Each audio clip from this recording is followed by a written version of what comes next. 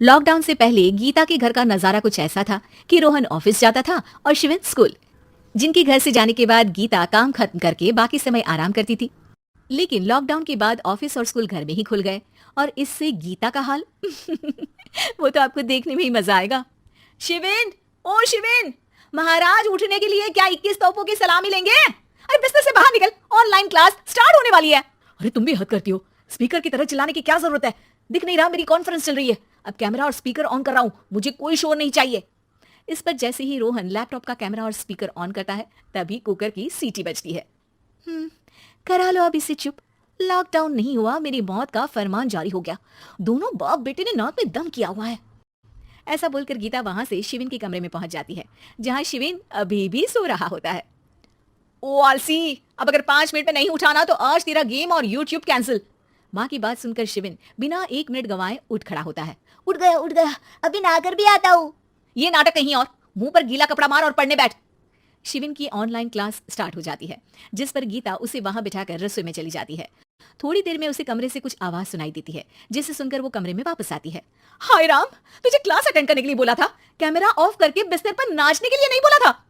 Mummy मुझे कुछ समझ नहीं आ रहा, आप बाद में पढ़ा देना ना, वैसे भी अटेंडेंस तो लगी गई है।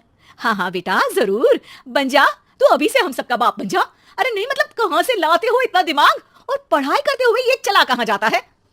नाइस क्वेश्चन, दिमाग से पूछकर बता दूंगा। शिविन की बातों से परेशान होकर गीता उसे मारने के लिए जैसे ही आगे बढ़ती है तभी वो कमरे से बाहर भाग जाता है। अब शिविन आगे आगे और गीता हाथ में चप्पल पकड़े उसके पीछे पीछे। पूरे घर में दोनों घूम रहे होते हैं। इसी बीच वो रोहन के पास पहुंच जाता है और शिविन को मारने वाली चप्पल रोहन के लैपटॉप पर जाकर गिरती है। ओए माँ!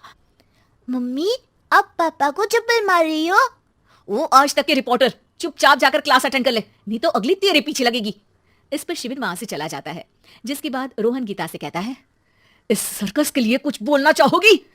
अरे क्या करूं, जब से तुम दोनों घर में रहने लगे हो घर अपने आप ही सर्कस बन गया है और मैं तुम्हारी नौकर। कभी बेटी को संभालो तो कभी बाप के नखरे उठाओ।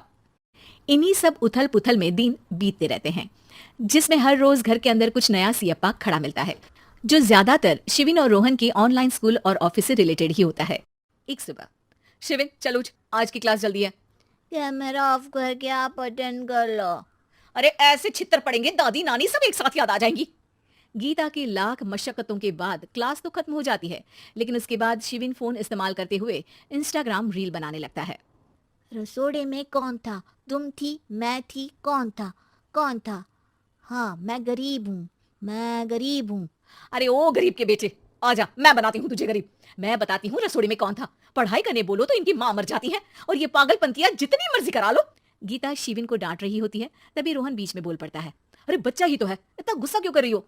बेटे का साथ देने की इसी एक कोशिश में अब शिविन के साथ साथ रोहन भी गीता के गुस्से की सूली पर चढ़ जाता है।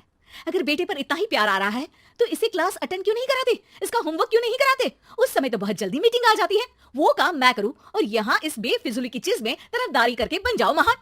हे भगवान, कोई तो इनके ऑफिस और स्कूल खुलवाओ, मैं इन्हें और घर में नहीं सह सकती। अरे कुछ और मांग लेती, क्योंकि तुम्हारी ये विश इस साल तो पूरी होने से रही, कोरोना। हाय नास बेटे ने जिंदगी ही बर्बाद कर दी। खाए कोई पचाए कोई, कल मुझे चुन चुन कर सबको मेरी बद्दुआ लगेगी। उन्होंने दुनिया का और इन बाप बेटे दोनों ने मेरा जीना मुश्किल कर दिया।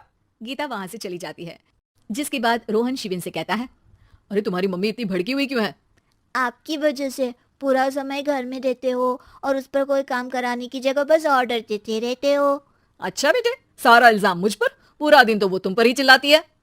हाँ, मतलब दोनों का 50-50 है, कुछ करना पड़ेगा। वो कहते ना, make the best out of worst. I have an idea. वैसे तुम्हारी माँ सही कहती है, बहुत जुबान चलाने लगे हो, कम बोला करो। अगली सुबह रोहन और शिविन अपनी गलती को सुधारने के लिए गीता के उठने से पहले घर का आधा काम खत्म कर देते हैं, जिसे देखकर गीता खुश हो जाती है और फिर बाकी बचा काम वो तीनों मिलकर पूरा कर लेते हैं। जिसके बाद अब वो सब मिल बांट कर हर काम में एक दूसरे की मदद करते हुए लॉकडाउन का मजा लेने लगते हैं।